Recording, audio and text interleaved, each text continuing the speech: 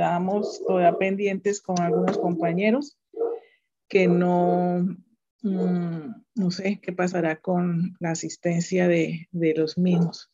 ¿Me están oyendo bien, cierto? Sí, señora. Profe, Sí, profe. cuatro compañeros, Doiber, cuéntame. 4 compañeras tienen problemas de conexión. Una actualmente está en Venezuela, pues allá la conexión es bastante inestable. Y otra compañera tiene una cita médica y pues ahorita le pongo en el correo la cita que tiene lista.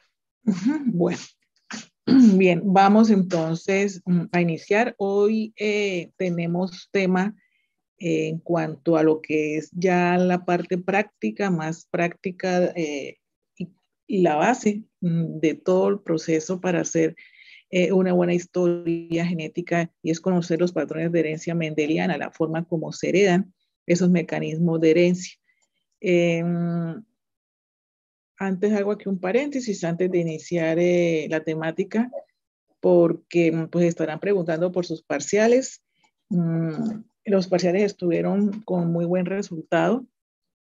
Algunos, nada, lo hicieron tan rápido que no demoraron ni 2 minutos, está como muy fácil, ¿cierto? Y se les dio tanto tiempo, 90 minutos, que bueno, hicieron pues rendir ese tiempo. Y les entré obviamente a mirarlos porque el sistema a veces se equivoca en cuanto a calificar. Entonces, para fortuna de ustedes, algunos o casi todos tuvieron 2 puntos más de lo que pues mostraba como resultado de la nota del parcial. Algunos o todos, por decir algo, contestaron bien el ejercicio donde tenían que colocar si la mutación era una elección, la otra era una duplicación o amplificación, y la última era una inversión. Entonces, si ustedes colocaban en mayúscula, pues el sistema les daba como errado y no se las calificaba. Entonces, por eso entro a mirar cada una de esas respuestas y esa se dio como positiva, ¿sí? Entonces, pues, y en la que me comentó Doiber que se dio la corrección a tiempo, pues todos también la corrigieron pues a tiempo. Entonces, pues no me voy a poner ahorita a decir las notas, ¿sí? A decirles cuánto sacó cada uno, etcétera, porque pues eso le importa solamente a cada uno de ustedes. Entonces, de hoy a mañana ya subiré las notas como parcial, etcétera, pero teniendo en cuenta eso, en que miré cada uno para corregir esa partecita de ese punto en especial que a todos, prácticamente todos les quedó bien. No sé si tengan alguna pregunta con respecto al parcial. Menos tiempo la próxima vez, ¿será?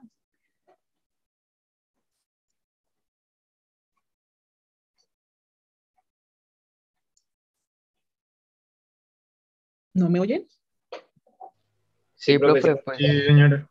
Es que yo también tengo aquí algo de problemas de conexión y no sé si fue que se fue el sistema, pero yo los veo aquí como vivitos. Entonces veo que pues de 96 ninguno tiene pues nada que comentar. En cuanto... Profe, Señora, vale. profe, qué pena, es que pues no sé si sea conveniente no quitar el tiempo, porque por ejemplo a mí me pasó que justo que iba a mandar a la hora, se me fue el internet y eso me tocó una odisea para poder conseguirlo, entonces esa media horita que tuve más fue como una bendición. Bueno, eso es lo que quiero oír comentarios, porque el que más rápido fue, duró 1 minuto. Entonces yo, bueno, estaba muy fácil entonces. Y el que, o sea, nadie duró los 90 minutos, que es lo que era 1 hora y media de parcial. Entonces, de pronto menos tiempo, o me dice entonces que sí se necesitó hasta lo último, porque sí, hay problemas de conexión y sobre todo en ese momento que colapsa pues, porque está muy congestionado, señora Profe, Saiba. pues yo creo que el tiempo estuvo bien porque por lo menos yo envié faltando como alrededor de 11 minutos para cerrar la hora, pero es como para evitar esos mismos problemas de no enviar sobre el tiempo porque se me puede caer el internet y eso, pero para mí el tiempo estuvo perfecto para lograr hacer el parcial en su totalidad y revisar que no se me hayan cambiado respuestas ni nada. Exacto, y llegar a tiempo, porque por ahí un compañero llegó tarde y cuánto se vio para tener el parcial, que me tocó menos, pues yo les hice el acompañamiento a todos hasta el final, no les dejé el parcial me desconecté, sino que con Doiber cualquier inquietud estábamos resolviéndola y este joven llega tarde y pues ya obviamente no lo dejaba entrar, entonces tocó por tareas, por otro lado, hacerle ahí el trabajo extra, pero entonces recomendación, ya sabían que tenían que llegar a tiempo, pues para el segundo no va a haber inconveniente porque ya están, y eso que de temprano se estaban invitando a que se anexaran al nuevo grupo donde iban a estar para hacerlo. Entonces son cositas así, pero por lo demás estuvo bien, nuevamente pues notas excelentes para, ojalá yo cuento con que hayan contestado de una manera idónea en cuanto a que haya allí transparencia. ¿Sí? Ahorita Sí, profe, la igual ahorita, el tiempo. perdón, sí, claro, ahorita este tipo de evaluaciones para los docentes nos llama la atención porque pues no es ajeno a que son grupos grandes los que se unen para responder un trabajo. Y la idea es que ustedes aprendan, o sea, aprendan más que una nota, decía por allá un filósofo en una entrevista que estaba viendo la semana pasada, que no todo gira en torno a un resultado, sino a un conocimiento. Entonces, la virtualidad a veces no se presentan eh, ese tipo de acompañamientos hasta el final, en donde uno ve que hasta los mismos errores son cometidos en grupo. Entonces, ya queda en la conciencia de cada uno cómo va a ser su manera de aprender, ¿sí? De aprender si es que se da el ejercicio como tal en un parcial, que es el que finalmente mide ese aprendizaje, y no es por la nota. Las notas nuevamente excelentes.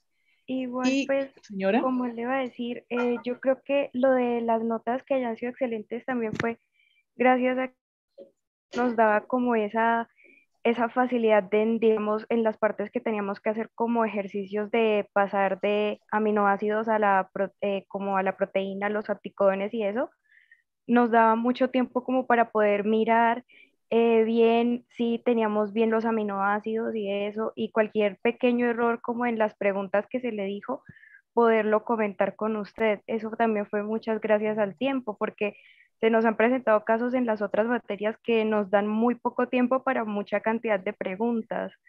Y pues eso repercute mucho en las notas, entonces por eso yo creo que el tiempo estuvo perfecto, la cantidad de tiempo y todo. Bueno, para mí lo importante es o sea, el resultado final sea el aprendizaje y no tanto a estarlos pues hostigando ahí con el tiempo. El tiempo es importante porque también les da esa forma de relajarse, entre comillas, para que el estrés también no sea como un causal de un bloqueo, pero también para que cada uno a conciencia realice su trabajo como si lo estuvieran haciendo de manera individual. Sí, de eso se trata. Pues lo importante de un docente es querer que sus estudiantes pues aprendan de la mejor manera y crear como esa, entre comillas, amistad con respeto de un lado y del otro. Sí, para eso entonces estamos. En cuanto a, bueno, es en el parcial, les decía, y la otra es en cuanto a los videos que me mandaron. Entonces, tuve pues la grata experiencia de primero conocerlos a cada uno y la otra es que algunos grupos estuvieron muy bien con su consulta, pues obviamente tuvieron en cuenta todas las pautas y parámetros que tenían que abarcar, no solamente la parte clínica que les digo, para ustedes se les facilita, sino la parte genética que es la que pues obviamente da ese fenotipo clínico en el paciente. La parte genética, a algunos se les olvidó, a veces en algunos van a encontrar el resultado en la nota porque no colocaron ni siquiera el cromosoma ni la región que estaban mencionando. Otros grupos no colocaron, hablando de el nucleótido que se estaba repitiendo. Otros grupos se les olvidó hablar de la prevalencia, ¿sí? de la incidencia. En otros el consejo genético más que todo era como si fuese nuevamente hablar de la parte clínica. Entonces el consejo genético es cuando ustedes como médicos le aconsejan, de ahí viene la palabra, al grupo o paciente o pareja que tienen enfrente, para que ellos, ya les he dicho, tomen la decisión. Uno simplemente pues da las pautas, les pone los pros, los contras y finalmente es la decisión particular de cada individuo. Entonces algunos tuvieron allí esas fallas, otros que no se dieron cuenta, hablaban de un nucleótido, un compañero y otro compañero hablaba, le cambiaba la letra a uno de ellos, entonces ya no era el mismo nucleótido, sino era otro. Entonces me tomé la tarea de mirarle a cada grupo el trabajo. Otros presentaron un fondo de música que casi que no permitía oírlos cuando hablaban. Y pues eso distrae, más que todo molesta porque pues el fondo era muy fuerte. Cositas así para ir mejorando. Bueno, esto que permite la virtualidad, tener este tipo de presentaciones pues para este tipo también de trabajo y de consulta. Entonces también van a ver allí, ahorita no me voy a poner a darles las notas, vamos ahorita a trabajar el tema de hoy, pero en eso me basé para la nota que obviamente van a tener también junto con la que se trabajó el taller de expresión génica. De ahí sacamos, vamos y dividimos y sacamos una nota para el 15% y pues el parcial que vale el 20%. Nuevamente, de hoy a mañana, hasta mañana hay plazo de subirlo, entonces pues estaré subiendo esa información. ¿Alguna pregunta para empezar ya con el tema de hoy? Ninguna. Bueno, hay otra cosita que me faltó con los videos. Se había dicho que era máximo 10 minutos y algunos se pasaron de ese tiempo, que también pues obviamente hace que la nota baje porque eran tiempo pactado, pero algunos se pasaron 14, 15 minutos y pues están fuera de tiempo, ¿sí? Los tiempos también hay que respetarlos allí cuando se asignan. Pues de más está para decirles que hay que ir mejorando, vamos a seguir haciendo este tipo de presentaciones y pues me imagino que la próxima mejoraremos todos estos aspectos que son importantes para que todo salga bien. Bueno, Profe, entonces, señor. pues en cuanto al parcial, yo quería resaltar el hecho de que al principio muchos compañeros tuvieron la dificultad, o bueno, la gran mayoría teníamos muchas dudas referente a la plataforma, porque nunca habíamos desarrollado un examen por medio de esa plataforma. Entonces, por eso de pronto al principio tuvimos algunos inconvenientes. Y pues de ahí también parte el hecho de que nos fue muy viable el tiempo que se le anexó al examen, donde pues tenemos espacio para de pronto resolver cualquier inconveniente que se presentó a uno de los compañeros, y pues también agradecerle el hecho de que estuviera en contacto con nosotros para ver cómo resolvíamos las diferentes circunstancias que se presentaron. Bueno, bien. Bueno, en cuanto a la plataforma, yo asumí que pues somos de la Unipamplona y pues las clases se dan y las notas se sacan por acá, etcétera, pues que sabían o que han tenido la experiencia de trabajar los parciales por Teams, más que cualquier otra. Por eso dije yo, no vamos a hacer todo el deber y vamos a hacerlo por acá, porque por acá es donde también hacemos desde el semestre pasado las evaluaciones. Entonces asumí eso, pero fíjense que no era tampoco tan complicado, no será cómo serán con las otras, no sé. Pero después que ya le tomaron allí, como dicen, el hilo, ya pues todo salió bien. Entonces, bueno, me alegra que hayamos hablado de esto y que entonces sigamos evaluando de la manera como se hizo, en la manera de lo posible.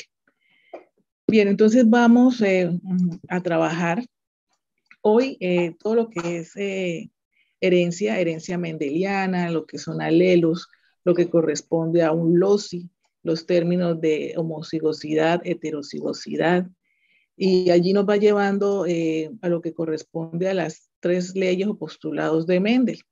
¿Sí? En estos postulados o leyes de Mendel vamos a necesitar comprender, ¿cierto? Bien clarito en qué consiste cada una de ellas, y con base en ella, pues van ustedes, no esta semana, sino la otra, a desarrollar su propio árbol genealógico. Vayan pensando, 3 generaciones.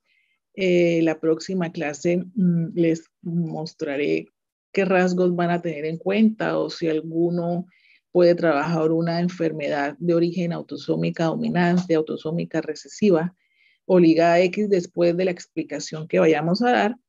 O como algunos responden, no profesora, en mi casa todos somos genéticamente perfectos, entonces no tenemos ninguna enfermedad y entonces trabajaríamos un rasgo de los que vamos pues a presentar la semana entrante. Nadie es, aquí hago una aclaración, genéticamente perfecto hasta que no se haga una prueba, ¿cierto? Bioquímica para mirar si alguna enzima está por ahí mutada, pero pues que es viable y no compromete la vida, un cariotipo, ¿cierto? O una prueba molecular. Entonces, decir eso, pues, es demasiado osado. Pero, pues, obviamente, no es visible al fenotipo, entonces trabajaríamos un carácter, un rasgo más bien físico, para que pues podamos más bien, repito, el ejercicio, insisto, es mirar que ustedes sepan diseñar un árbol genealógico sencillo como el de su familia. No es tampoco que vamos a colocar ahí los medios hermanos, los tíos, los primos y se haga un árbol infinito, sino pues el grupo familiar más cercano, ¿cierto? Con los abuelos, padres, tíos, y si ya alguno de ustedes es padre, pues también su descendencia. Pero el ejercicio es trabajarlo, saber cómo se diseña, porque recuerden que es la base de una buena historia clínica, genética, familiar, para obviamente conocer y poder trabajar un buen diagnóstico. Entonces vamos a mirar antes, quiero que observen un pequeño video que nos va a introducir al tema y luego pues empezamos a trabajar. Vamos a ver unos ejercicios prácticos y luego pues ustedes tienen un trabajo para realizar con base en eso. Entonces voy aquí a compartirles. Me dicen si lo pueden ver.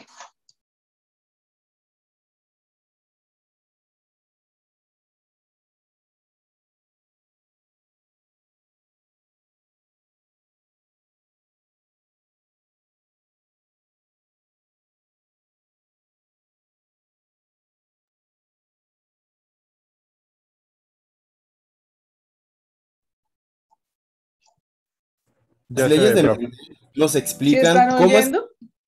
Sí, señora. Bueno, entonces vamos a ver muy concentrados esta información y luego nos volvemos a encontrar para trabajar la parte teórica de esto mismo que están observando acá, con una serie de ejemplos, ejercicios, etc.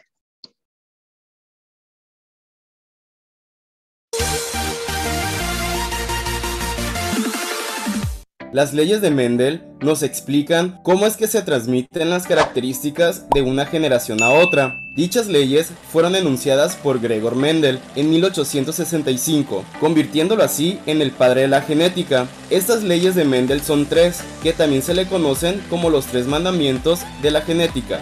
Para entender mejor las leyes de Mendel, te daré las definiciones de algunos conceptos básicos. Los alelos se encuentran en los cromosomas y nos representan las diferentes variaciones de un gen o una característica. Un individuo hereda dos alelos para un mismo gen o característica, un alelo del padre y otro de la madre. Los alelos dominantes son los que determinan las características visibles y los alelos recesivos son los que tienen menos probabilidad de determinar una característica. Si hay un alelo dominante con uno recesivo, será el dominante el que predomine sobre el recesivo. Y para que una característica recesiva pueda ser visible, se necesita un alelo recesivo con otro recesivo. Homocigoto es cuando ambos alelos son idénticos y heterocigoto cuando ambos alelos son diferentes.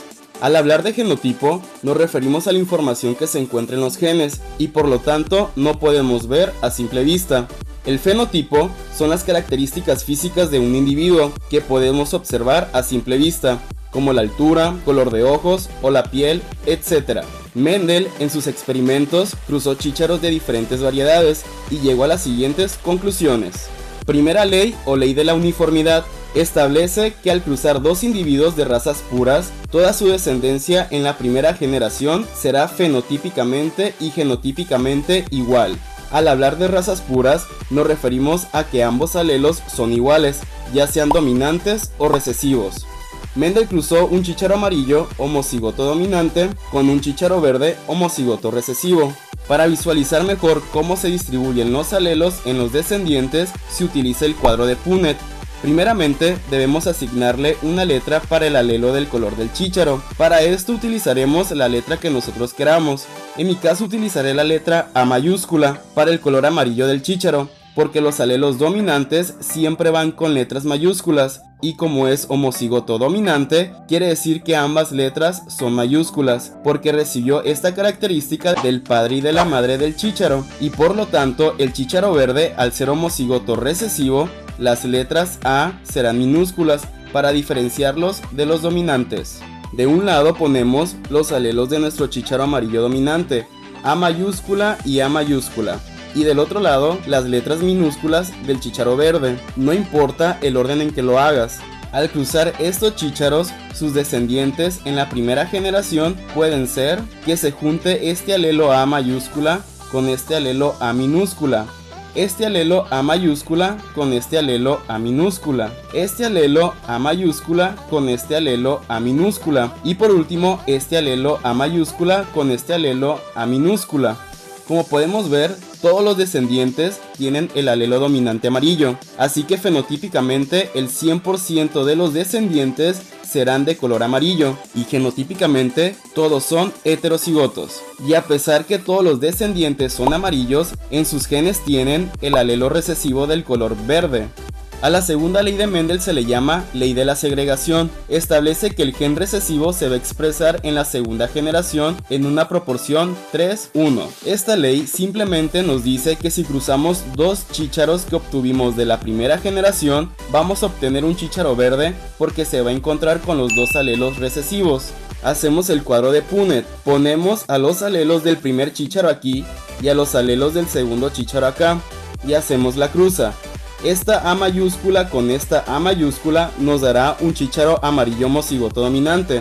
Esta A mayúscula con esta A minúscula nos dará un chícharo amarillo heterocigoto. Esta A minúscula con esta A mayúscula nos dará otro chícharo amarillo heterocigoto. Las reglas de la genética nos dice que siempre debemos poner las letras mayúsculas primero y después las minúsculas. Esta A minúscula con esta A minúscula nos dará un chícharo verde homocigoto recesivo. Recordemos que para que se exprese una característica recesiva se deben encontrar ambos alelos recesivos y como podemos observar se cumple la proporción 3:1 de esta ley al obtener 3 chícharos amarillos y uno verde.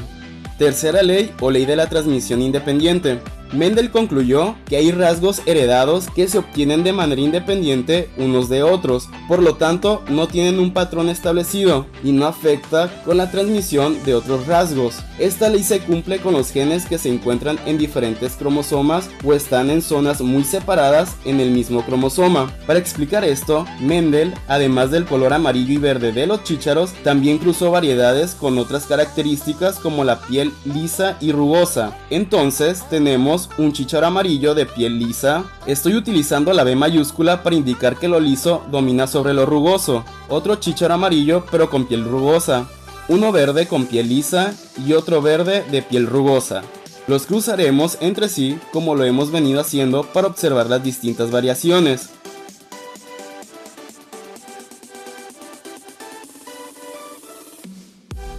Todos los que tienen la letra A mayúscula son amarillas. Y todos los que tienen dos letras A minúscula son verdes. Todos los que tienen la letra B mayúscula son lisas. Y todos los que tienen dos letras B minúscula son rugosas. Al finalizar, podemos observar que se pueden obtener de estas cruzas 9 chícharos amarillos y lisos, 3 chícharos amarillos y rugosos, 3 verdes lisos y 1 verde rugoso. En proporción serían 9, 3, 3, 1. Mendel demostró que las características se van heredando de manera independiente, pero guardan cierta relación con sus progenitores, y es así que con estas tres leyes, Mendel dio origen a las bases de la genética. Interesante.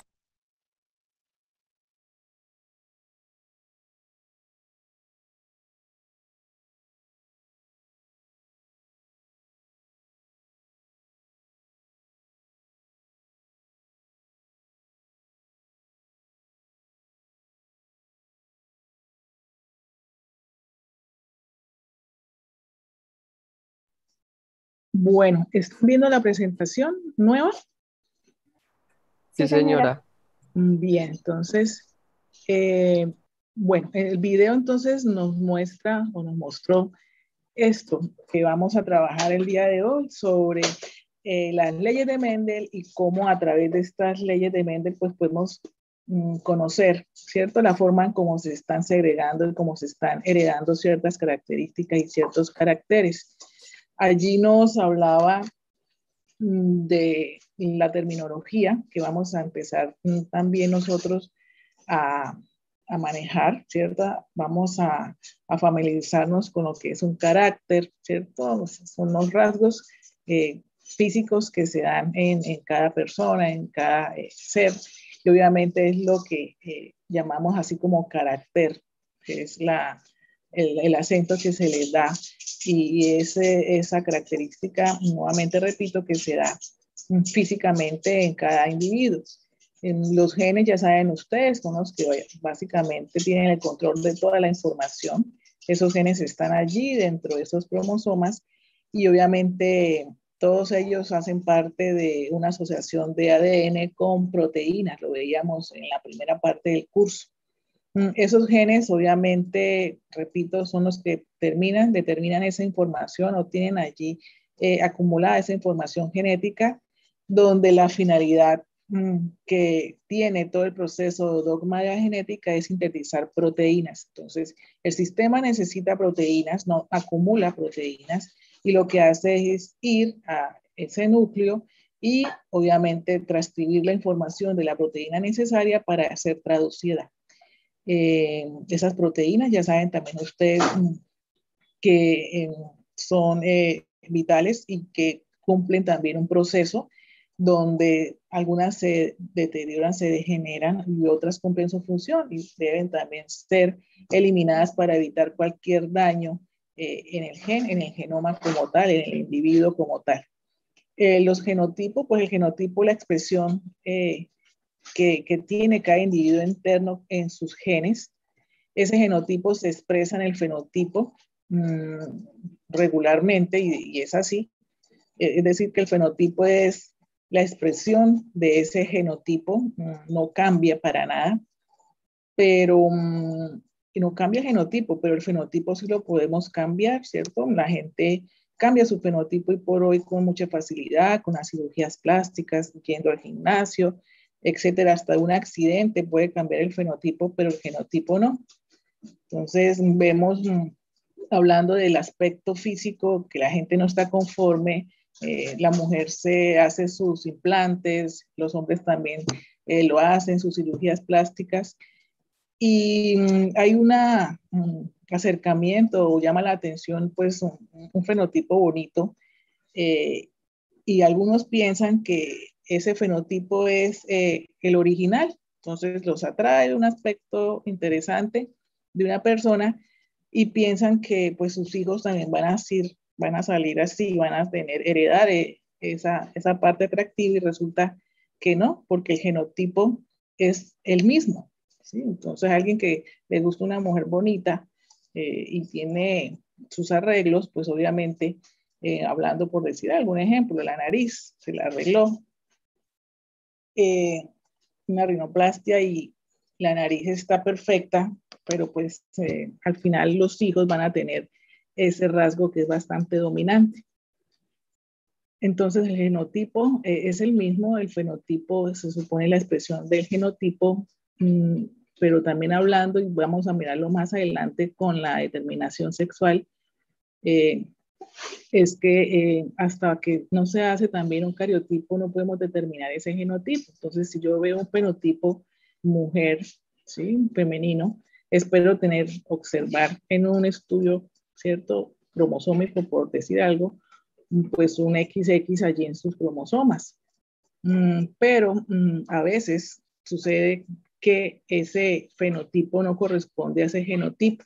¿Por qué? Porque normalmente saben ustedes que el gen que determina el sexo es el gen SRY, y podemos encontrar genotipos XX, ¿sí? Y con un fenotipo masculino. Entonces, ¿qué sucedió allí? En la recombinación, en las pseudoregiones de los cromosomas, cuando hacen recombinación genética, pues ese gen SRY se traslocó a algún cromosoma X, y el fenotipo pues es masculino, más el genotipo a simple vista es femenino. Entonces eso es para comentarles que no necesariamente el que exista el cromosoma Y determina que sea hombre el individuo, porque también hay genotipos XY sin el gen SRY en su brazo corto, con un fenotipo femenino. Entonces, hay dualidad allí. Bien, la palabra alelo, entonces son variadas, ¿cierto? Formas, versiones de determinar un gen como tal. Y aquí lo que vemos, pues hablando de ejemplos, el color de ojos, azul, verde o negro, esos son alelos que están en determinados lugar del cromosoma, es decir, en un loci particular.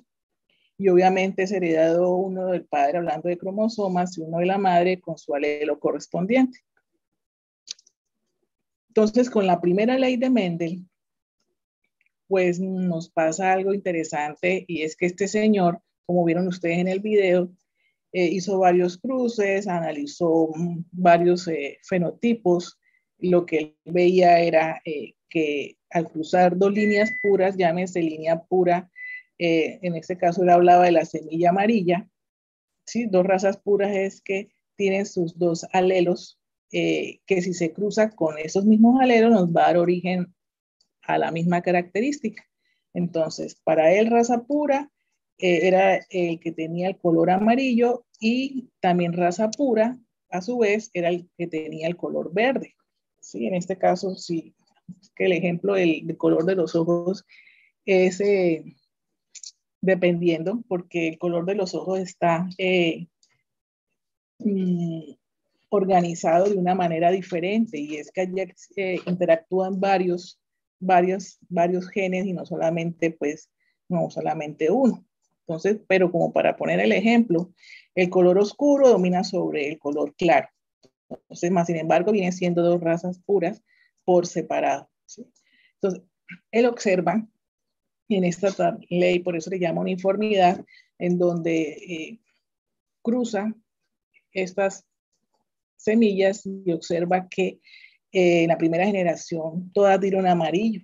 Entonces se preguntó qué sucede con el fenotipo, en este caso verde, porque también estaba allí, y observó al hacer un segundo cruce de estas mismas semillas, pues unos resultados diferentes.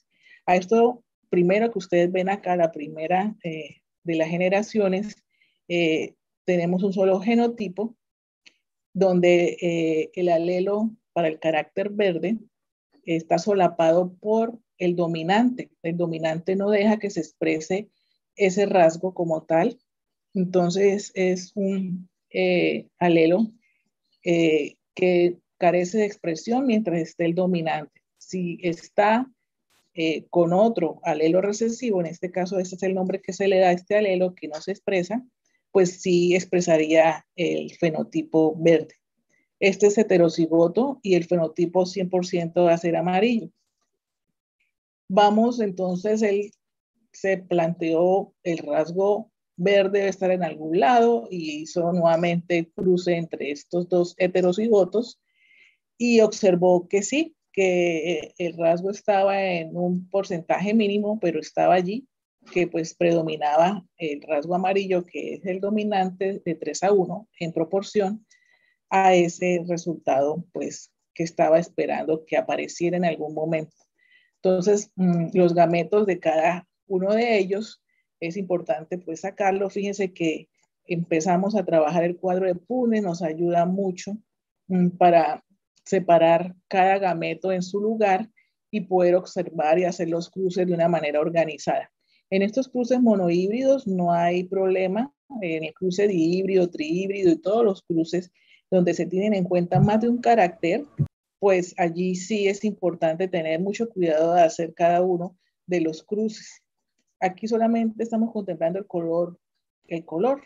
Eso es un cruce monohíbrido. Y observamos que esa segunda generación pues tiene un 25% de presentación del carácter recesivo, que solamente se expresa cuando sus dos alelos están en esa homocigosidad, ¿sí? Recesiva. Y vemos que hay un 75% de fenotipo amarillo, que es el carácter dominante.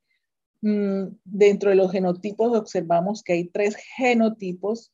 Homocigoto dominante le llamamos al primero, homo porque es igual y tiene pues sus 2 letras en mayúscula. Los otros 2, en un 50%, están los heterocigotos, así se les llama a estos, donde hay un alelo dominante y uno recesivo. Está mal dicho decir heterocigoto dominante porque ya se sabe que está dominando un alelo, entonces solo con decir heterocigoto está bien. Y está el homocigoto recesivo. Observen que siempre el resultado, en este caso los cruces monohíbridos, se van a dar grupos, ¿cierto? En 4 casillas.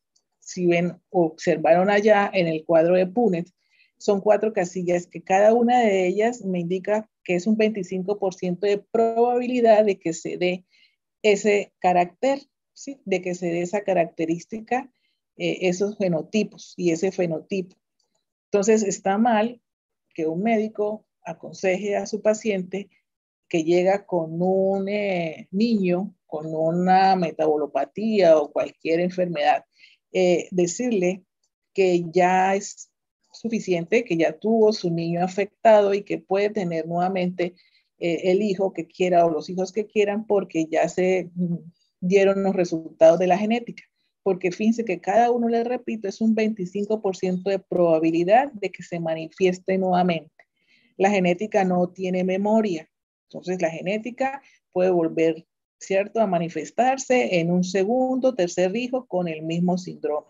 ¿Cuántos casos? Pues no he visto, he visto donde se presentan familias con niños con la misma enfermedad 1, 2 y 3 veces porque no tuvieron una buena o no asistieron a una asesoría genética.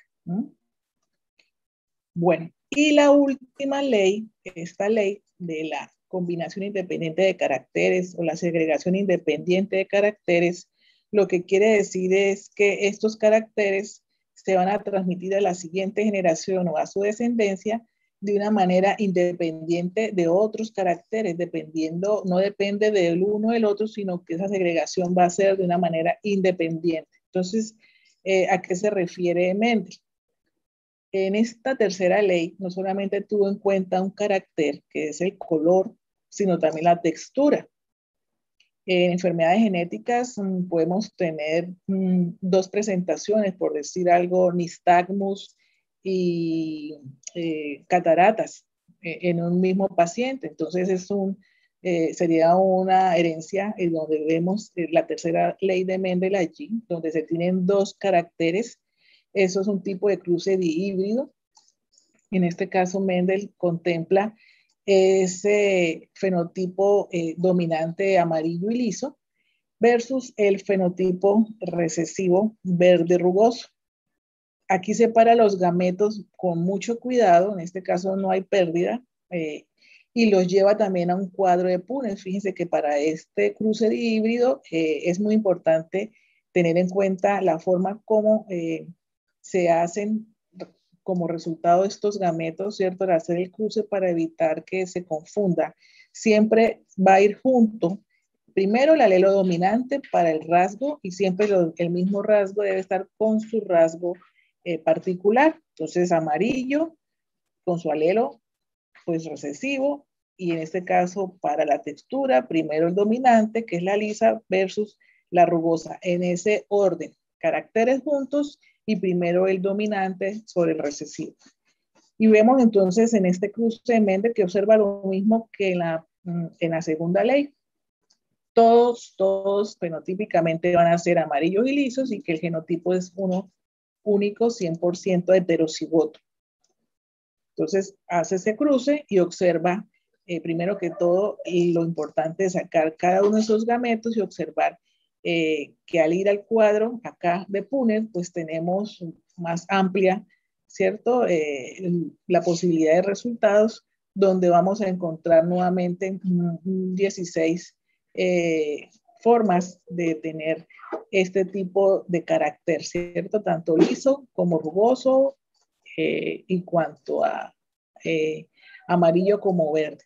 Entonces, si observan bien, porque ustedes van a hacer unos ejercicios parecidos, obviamente aplicando un trastorno, el trabajo es siempre observar que, les repito, cada carácter va junto a su mismo carácter y primero se expresa el dominante y luego el recesivo, para que no haya fluctuación y transpongan un carácter con el que no es. ¿Está claro hasta acá?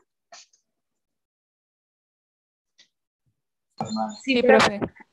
Sí, señora. Bueno, muy bien. Entonces, es importante tener en cuenta, aquí nos hablan de los alelos, cuando se habla de que una herencia es ligada, etcétera, eso significa que esa segregación es independiente, ¿cierto? Perdón, que no es independiente, y es importante conocer que esos genes van a estar siempre unidos cuando se dan esta separación.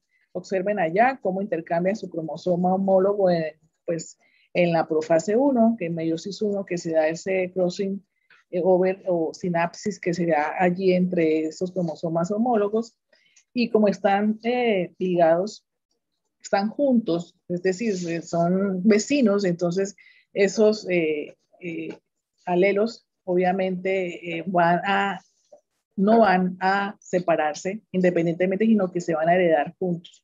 Por eso es importante conocer eso. Y es lo que conocemos acá, como que cada ser es único, irrepetible, porque esto es al azar, y obviamente pues cada uno da origen a un gameto muy diferente. Esto es para ir introduciéndolos a lo que es la genealogía, el árbol que se hace en una historia genética, y ustedes también van a trabajar 3 generaciones, les decía yo, pero pues no esta semana, sino la otra. Me imagino que ustedes pues ya tienen conocimiento de que el hombre siempre va con un cuadrado y la mujer con un círculo, y las uniones pues se dan entre ellos una raya. Cuando hay consanguinidad, es decir, son primos hermanos, tías, sobrinos, etcétera, pues se trabaja con doble línea. Vemos cuando hay gemelos dicigotos, monocigotos, cómo se unen, si son monocigotos y dicigotos, pues iría por separado. Cuando hay una pérdida donde no se supo el sexo, entonces el rombo, etcétera, Los afectados siempre en el árbol los distinguimos con una sombra o un símbolo muy sobrio, no con caritas felices, ni soles, ni nada, sino un símbolo, puntos, rayas, que me permita a mí saber quiénes son los que están afectados. Es importante que las personas que no están afectadas, en este caso las herencias recesivas, pues siempre, sobre todo las autosómicas, van como ven allá arriba, superior, la mitad, ¿sí? Donde significa que es portador, mas no está manifestando la sintomatología o la enfermedad. El único símbolo permitido para las herencias recesivas ligadas a X es ese punto que ven ustedes que indica que la mujer es portadora, es decir, porta el alelo mutado, más no lo manifiesta, pero sí lo transmite, sobre todo a sus hijos varones. Esas son las herencias ligadas a cromosoma X. Los fallecidos pues van con una raya que los atraviesa. Aquí también vemos la presentación de aborto y vemos también algo importante que es la flecha, que es el propósito que señala al símbolo, sea femenino o masculino, que está dando la información para organizar el árbol genealógico. Entonces no me coloco yo ni el nombre, los árboles de por sí no llevan nombres, llevan enumeradas las generaciones, los individuos, pues para la confidencialidad que trata del trabajo que se realiza en una investigación genética, no lleva allí ese nombre. Y simplemente se señala quién dio la información para pues, organizar todo ese árbol genealógico. Hay programas en sistemas muy grandes, por decir algo, cuando trabajé a nivel nacional que miramos con las Javerianas las cataratas, habían familias muy numerosas, entonces hay un programa especial que pues uno lo llena de información como todo y finalmente le bota el árbol pues organizado, armado, etc. Entonces los ingenieros, la informática nos ayuda mucho en la parte de salud a los que trabajamos en investigación en este tipo de estudios con genealogías muy grandes. Entonces empecemos a hablar de los patrones de herencia. ¿Sí? En este caso está la herencia autosómica dominante y es la que, primero que todo, solamente con un gen afectado se va a transmitir al 50% de su descendencia, esa presentación, ¿sí? No hay preferencia por sexo, tanto hombres como mujeres van a manifestar la enfermedad o la presentación del rasgo y no salta generaciones. ¿Eso qué quiere decir? Que siempre va a haber una persona o más afectados en cada generación, no como la herencia recesiva autosómica que sí lo hace. Aquí no hay salto generacional. Siempre un individuo afectado va a tener un padre afectado, siempre. Nunca un individuo afectado va a tener padres sanos. Y aquí existe variabilidad en la expresión, esa palabrita vamos a profundizarla la semana entrante porque depende de cómo se está expresando ese fenotipo, por decir algo, una enfermedad que se llama el síndrome de Waardenburg, tiene una expresividad variable, son pacientes que si tienen todo la mutación completa van a presentar sordera, van a presentar hipertricosis, van a presentar baja pigmentación en piel y un mechón también en la frente y unos ojos color azules fuertes, intensos. Ese tipo o ese paciente va a presentar una penetrancia completa en esa mutación, en esa expresión. Pero en el mismo grupo familiar podemos encontrar una expresividad variable. Es decir, que la abuela sea la sorda, que el hijo sea el que tiene el mechón y que el nieto presente hipopigmentación en piel. Entonces hay que mirar, hablando de esa penetrancia y hablando de esa variabilidad. En un cuadro de Punnett podemos, por ejemplo, trabajar cualquiera de las características que nos dan. Ya vamos a mirar los ejemplos, pero esto es un individuo heterocigoto que obviamente al ser dominante manifiesta la enfermedad y al lado izquierdo observamos un homocigoto dominante. Entonces el cruce de estos individuos nos va a dar un 75%, ¿no? Todo, perdón, un 50% completamente heterocigoto y el otro 50% homocigoto dominante. Toda la progenie va a manifestar el carácter o la enfermedad, ¿no? Aquí vemos entonces los dos padres heterocigotos. Hay una probabilidad de un 25% de que sus hijos sean sanos. Recuerden, ese 25 es en el número de hijos, que puede caer todo allí o pueden caer donde quiera, porque les repito, la genética es al azar. Y hay un 75% de estar afectados. Cuando realicen este tipo de ejercicios, hay tres formas de dar respuesta. Podemos hablar de proporción. Entonces, aquí hay una proporción de 3-1, dominante versus recesivo. Hay una fracción, en este caso, 3/4 de ser dominante, la presentación. Y hay también forma de responder con porcentaje, un 75% va a estar afectado. Entonces, depende cómo el ejercicio les haga la pregunta, ustedes responden si en proporción, fracción o porcentaje. Así se ve el árbol, en este caso es una genealogía de 4 individuos siempre numerados. Fíjense que no hay secuenciación, sino cada generación tiene un número de individuos y vuelve y empieza en la siguiente generación. Los números arábicos debajo de cada individuo. Los afectados son los que están en negro, tanto hombres como mujeres. Ven ustedes que tiene una presentación, una herencia vertical. Hay más de un individuo o un individuo por lo menos afectado en cada generación. Ven ustedes allí que siempre una persona afectada va a tener un padre afectado. Y pues simplemente es un ejemplo de este tipo de herencia con respecto a su genealogía. Aquí es importante ver que a pesar de, pues estamos viendo los hijos de las parejas, también hay sus esposos, sus esposas que van dentro de la misma genealogía. Ejemplos hay muchos de herencia autosómica dominante. Aquí les presento algunos. Hablemos ahora de la autosómica recesiva. La palabra, no les había dicho, autosómico significa que son los cromosomas que están muy lejos de ser sexuales, es decir, son los cromosomas que no son sexuales. Son los cromosomas que van del 1 al 22.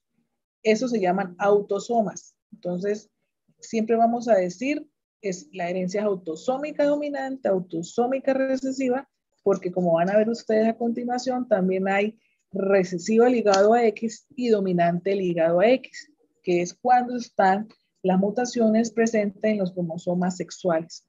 Aquí vemos que también afecta a ambos sexos por igual. Los individuos afectados es porque sus padres, ¿cierto? Son normales, entre comillas, clínicamente, es decir, el fenotipo es normal, pero son portadores del gen. Aquí, a diferencia de la herencia autosómica dominante, sí utilizamos la palabra portador, que significa que porta la mutación, más no la manifiesta. En la herencia autosómica dominante nunca vamos a hablar de portadores. Siempre el que tiene el gen mutado lo va a manifestar en la herencia autosómica dominante.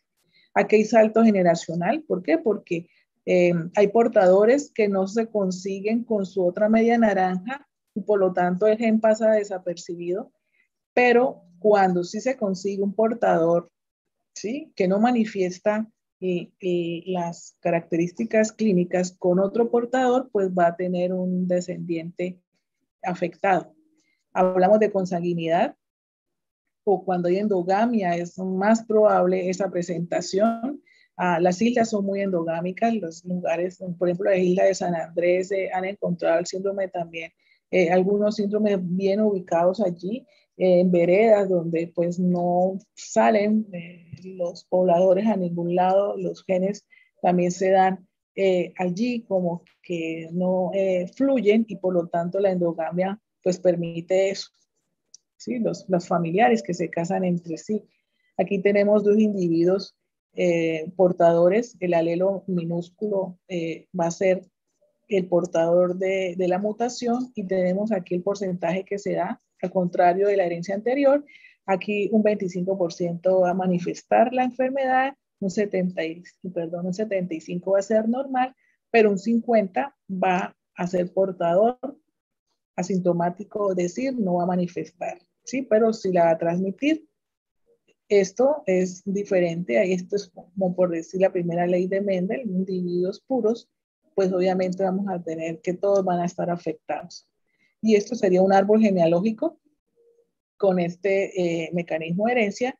Yo les pregunto a los individuos 2 y 3, ¿qué parentesco tienen de la tercera generación? ¿Qué ven ustedes ahí?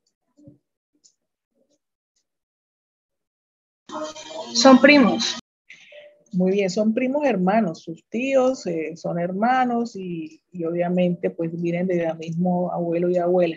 Entonces, si se presentó hasta ahorita es porque los anteriores, es decir, 2 y 1 de esa generación vienen portando la mutación, y solo hasta que se encontraron con su otra, ¿cierto? Mitad, en este caso los 2 primos de la tercera generación, con su mutación, portando su alelo mutado, pues dieron origen a los individuos que ustedes ven allí, y nuevamente confirma el trabajo en donde un 25% no es un hijo, sino varios pueden darse allí en esa cadena, ¿cierto? En esa casilla.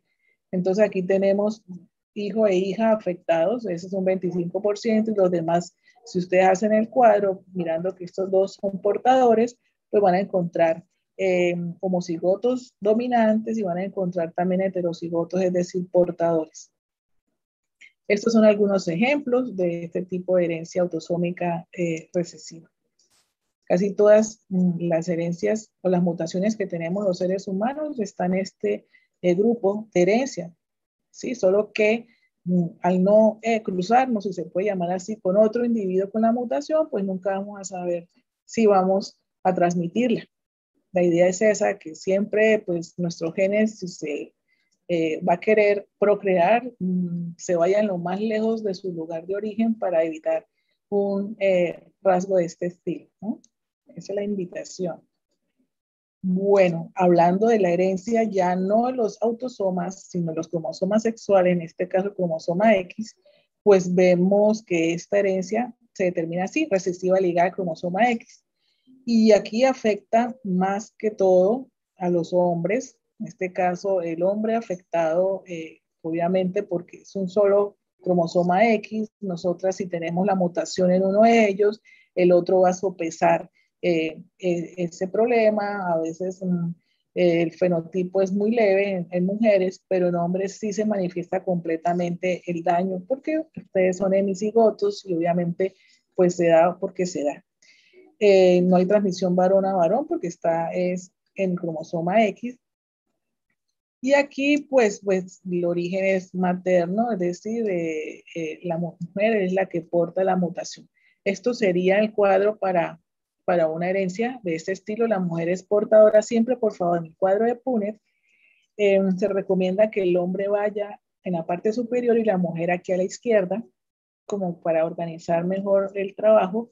Y si se dan cuenta ustedes que para trabajar este tipo de herencias recesivas y dominantes ligadas al cromosoma X, siempre van a utilizar los cromosomas sexuales. En las anteriores 2 herencias solamente eran los alelos porque son autosomas. Aquí deben tener en cuenta que esa letra, ¿cierto? De que ese alelo debe ir sobre el cromosoma sexual X, porque si se fijan también, el Y no lleva alelo porque es ligado a X. Entonces nunca van a colocar un subtipo en este lado del Y, sino siempre en X. Y lo trabajan de la misma manera como hicieron el cuadro de Punnett con las herencias autosómicas. Primero lo que va dominando y luego lo recesivo. Entonces, aquí una pregunta sería, ¿qué porcentaje de sus hijos varones, en este caso de herencia recesiva ligada a X, va a manifestar el rasgo o la enfermedad? ¿Qué me responden ustedes?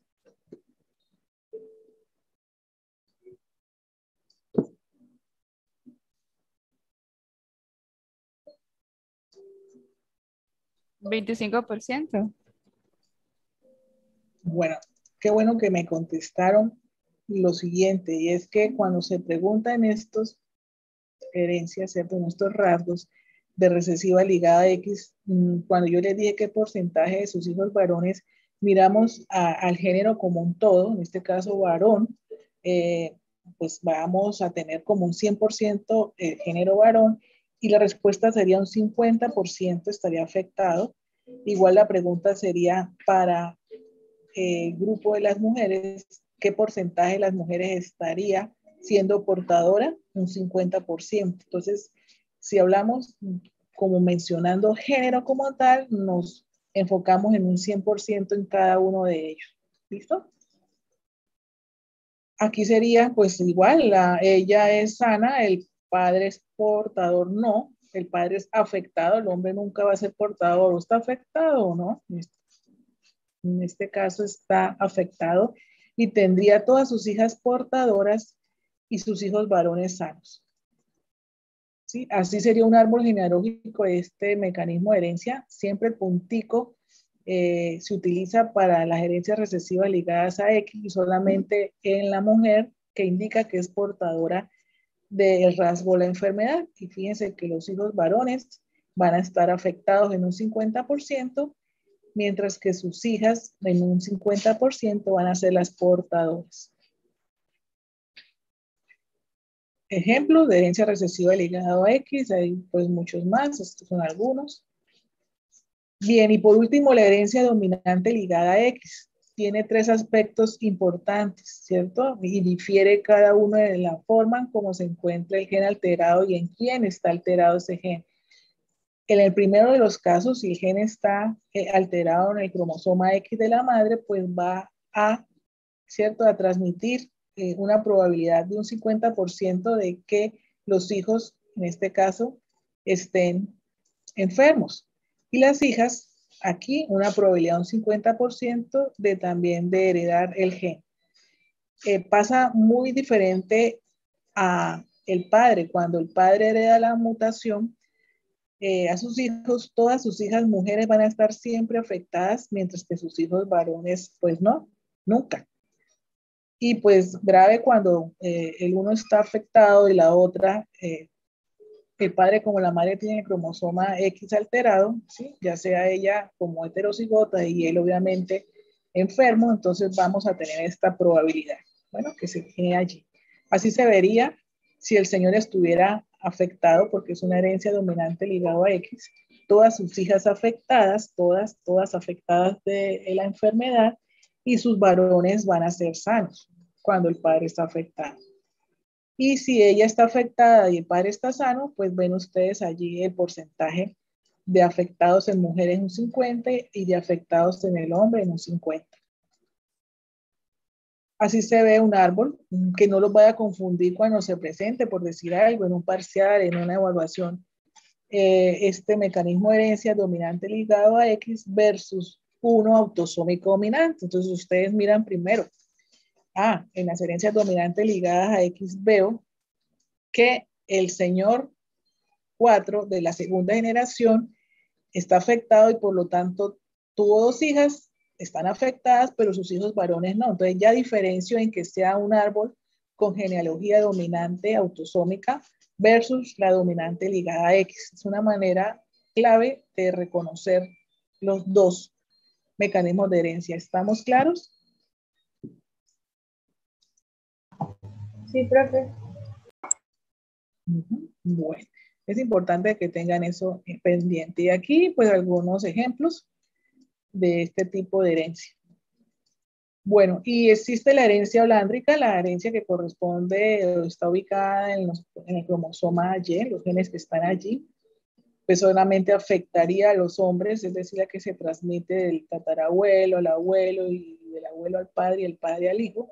Allí es muy raro, casi no se presentan mutaciones en los genes del cromosoma Y. El cromosoma Y sí ha perdido tamaño, ya ha perdido genes, obviamente. Era un cromosoma que era igual de grande al cromosoma X, pero a través de la evolución ha perdido, nuevamente repito, genes y el tamaño se ha reducido. Hay un gen muy importante, el que les decía yo, el SRY, que obviamente está ahí presente y la idea es que siga allí porque es el que determina el sexo en la especie. Ejemplo está la hipertricosis, que es las famosas orejas velludas que tienen algunos hombres y se transmite por esta línea paterna. Aquí vemos el árbol, es fácil de diferenciar. Cuando es un árbol así, ya sabemos que es una herencia ligada al cromosoma Y, herencia patrilineal. Bueno, ¿tienen alguna inquietud, alguna pregunta?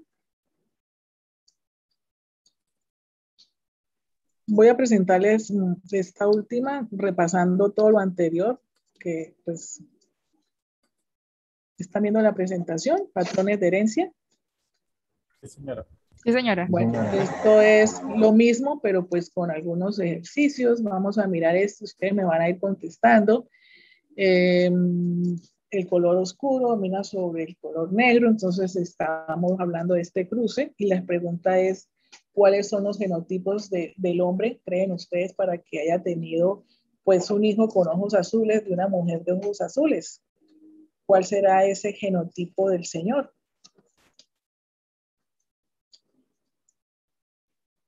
Entonces rápido hacen su cuadrito de Punnett y saben cuál es ese genotipo.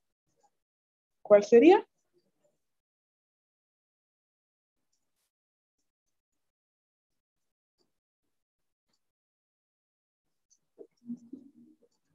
Si estuvieron atentos.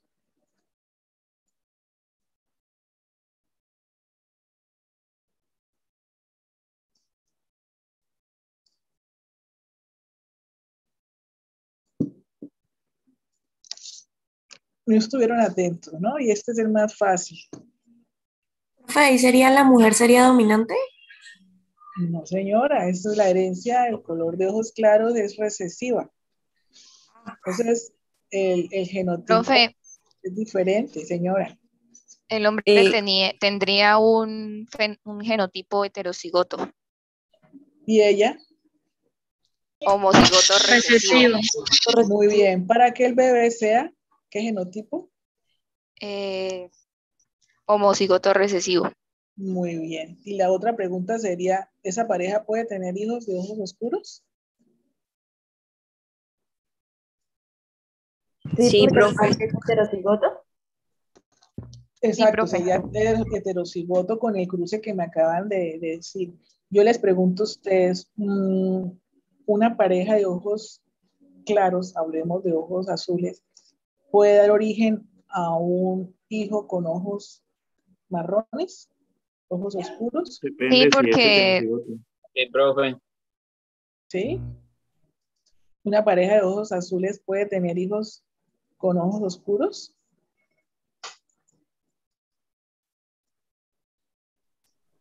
En este caso no. Lo que les estoy comentando aquí, pues es otro, el que estoy mostrándoles es un diferente cruce, pero me salta la pregunta, una pareja de ojos claros, si esta señora tuviese un hijo con este señor, pero este señor tuviera también ojos claros, ¿tendrían la posibilidad de tener hijos de ojos negros? No, profe, porque en dado caso los dos tendrían que ser homocigotos recesivos. Muy bien, hace poco estaba viendo un documental donde la niña llegó brava y con la profesora porque la profesora no sabía genética. Ella era de ojos oscuros y los papás eran de ojos azules y cómo así que la señora diciendo otra cosa. Llegó brava a la casa y allá la mamá le tocó decirle a esa niña adolescente que sí, que ya no eran los papás, porque pues se enteró en el colegio con un ejercicio de ese estilo que pues era adoptada. ¿Sí?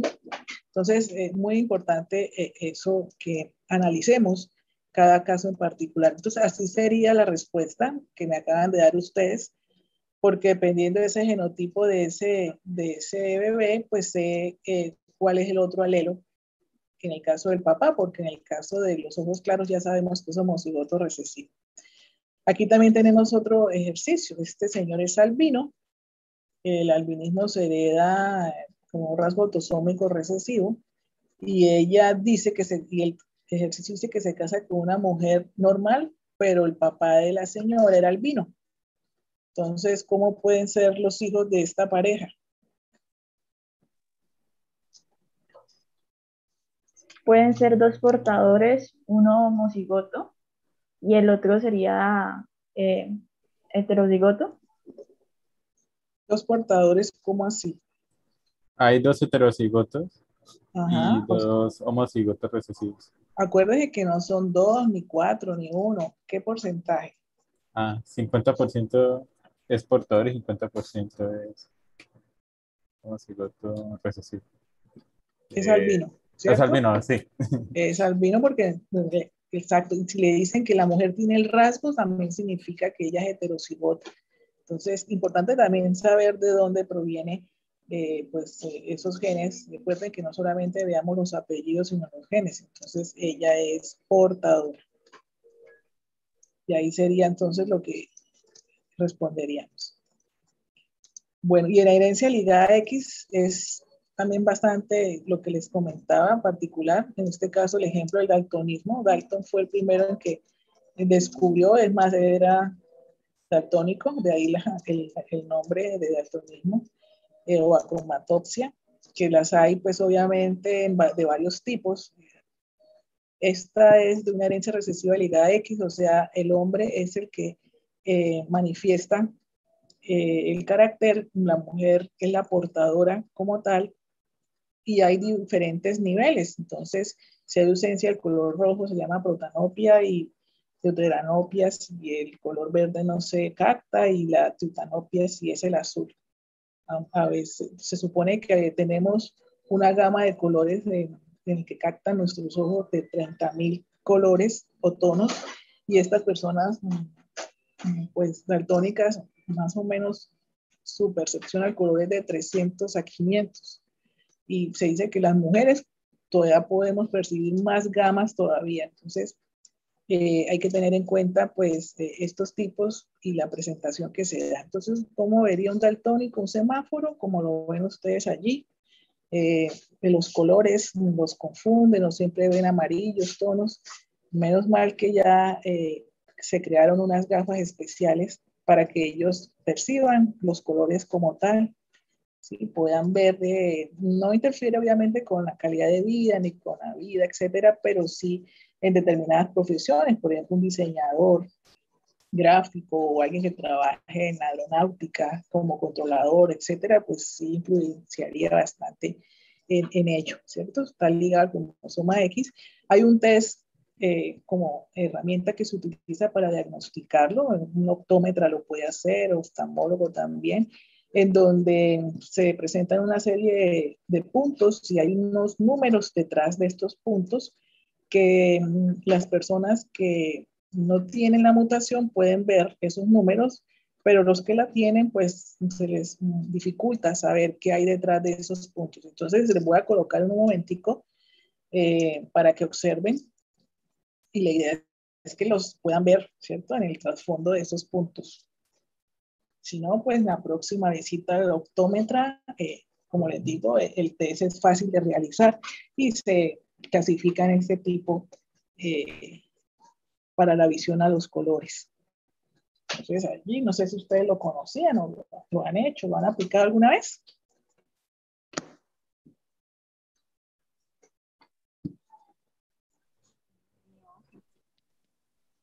Sí, profe.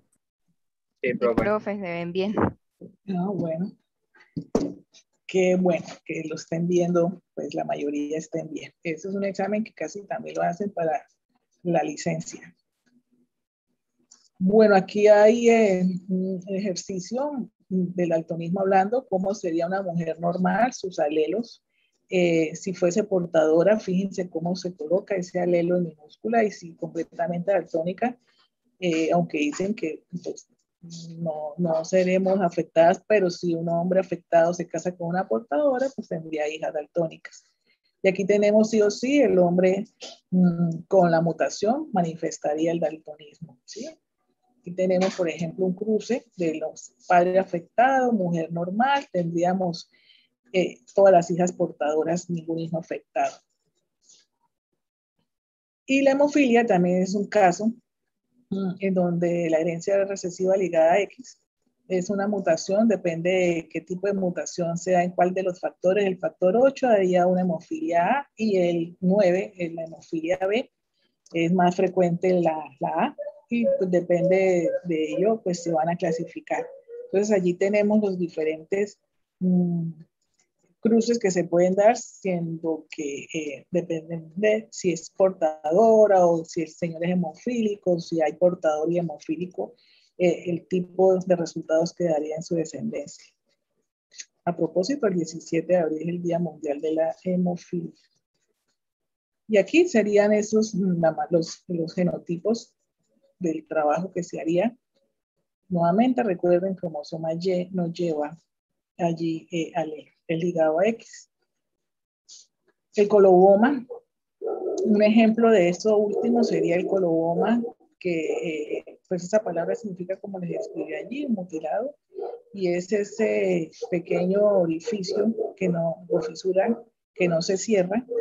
Nuevamente, la importancia aquí de ese desarrollo en esos 3 primeros meses está en crecimiento el ojo como tal, del feto, y aquí se va a cerrar, o sea, tiene que cerrar en la 7ª semana. Si no se cierra, pues se presenta un coloboma. Hay también coloboma de párpado, de cristalino, etc. Entonces, esto es un ejercicio de un coloboma. No hay tratamiento, pues no altera la visión, el paciente puede corregirlo con lentes de colores. Esto es un caso interesante que quiero que ustedes me lo digan, vamos a ver cómo vamos allí. Es un matrimonio entre pues, un hombre y una mujer que da origen a una hija que tiene el coloboma. Entonces el señor no está seguro, va a pedir el divorcio porque pide infidelidad de la señora. ¿Por qué será? Cuéntenme ustedes.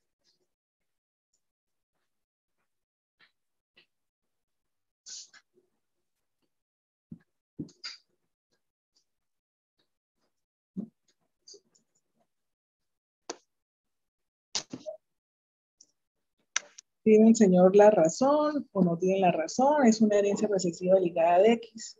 Tienen una hija con coloboma y el señor dice que la señora le fue infiel. El señor es sano. Deben hacer el cruce para dar esa respuesta.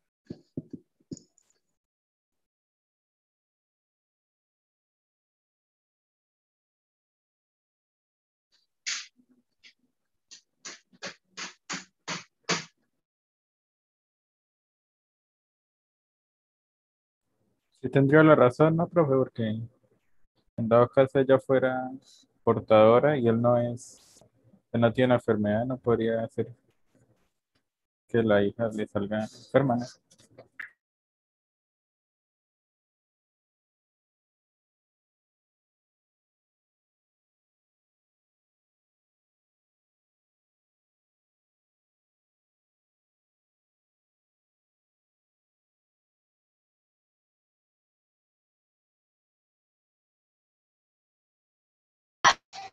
Profe, si es ligada al cromosoma X, ¿el hombre no lo tendría también?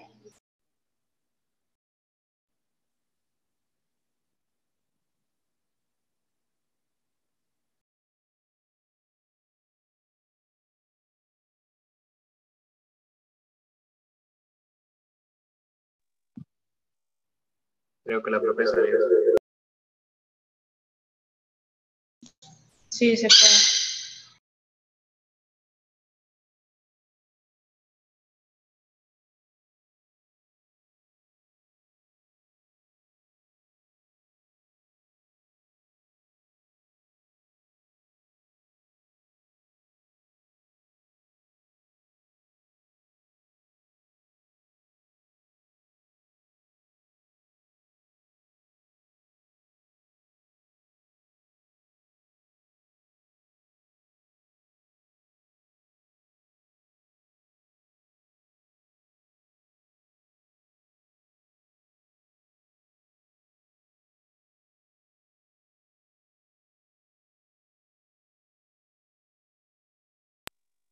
ya me pongo en contacto con ella para ver qué razón nos da o ¿Qué pasó? ¿Se cayó el internet? ya regresó. ¿Se Sí, les Sí, cayó? profe, no la Sí, se escuchamos. había salido de la llamada, no la escuchábamos. no, yo me di cuenta casi que enseguida que se había caído. Bueno, ya voy terminando. Entonces la respuesta es que sí, ¿me están oyendo? Sí, señora. Que sí hay infidelidad, porque pues obviamente el hombre tiene que estar afectado para que tenga hijas afectadas de esa mujer portadora. Entonces es importante que manejen esa parte de los cruces para poder trabajar casos. Más adelante vamos a trabajar casos también de grupos sanguíneos, pues que antes también determinaban la paternidad de esa manera tan irregular. Cualquiera podía ser el papá, pero pues así lo hacían. Y pues hoy por hoy hacemos el examen de ADN, pero así se trabajaba. Y la otra ejemplo que se da es la distrofia muscular de Duchenne, entonces también está referenciado allí para poderlo tener presente. La herencia dominante, que es la última que les expliqué, entonces tanto hombres como mujeres afectados, pero más mujeres afectadas que hombres. Un ejemplo es este síndrome que no es compatible a veces casi que con la vida de algunos hombres por ser tan fuerte su presentación. Y así se daría, ya se las mostré, el cruce que se da en estos individuos cuando la herencia es dominante ligado a X, las mujeres estarían afectadas. Y la hipertricosis en los hombres, que se hereda de una manera patrilineal en el cromosoma Y, vemos el árbol y eso también ya lo vimos. Listo, terminamos. Entonces, les estoy enviando por Teams la tarea de unos ejercicios para que por favor la desarrollen y la manden en el tiempo, es decir, dentro de 8 días esté ya montadita, ¿vale? ¿Alguna pregunta?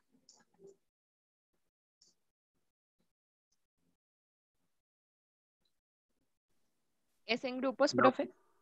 Es en los mismos grupos de trabajo, ¿sí? Son Esos unos grupos eran ejercicios, de máximo 5, ¿verdad? máximo 5, y son ejercicios aplicando las leyes de Mendel y esto que les acabé de explicar en la clase de hoy, con el cuadro de Punnett, todo organizado para dar la respuesta, ya sea en porcentaje o en fracción, como se les pide. Y sería para el próximo viernes, ¿verdad? Sí, señor. Ahí les dejo la fecha y la hora. Profe, una pregunta. Si durante el taller surge alguna duda, ¿se le podría escribir por ti? Por Teams, yo les he contestado, sí, señorita. Profe, por favor, ¿nos puede en el trabajo dar muy bien las indicaciones para no tener ningún tipo de inconvenientes? Gracias. Sí, señora, con mucho gusto. Entonces, que tengan una feliz tarde y un feliz fin de semana a todos, que estén muy bien. Igual, profe, que la llame bien. Hasta Gracias, luego. profe. Muchas gracias.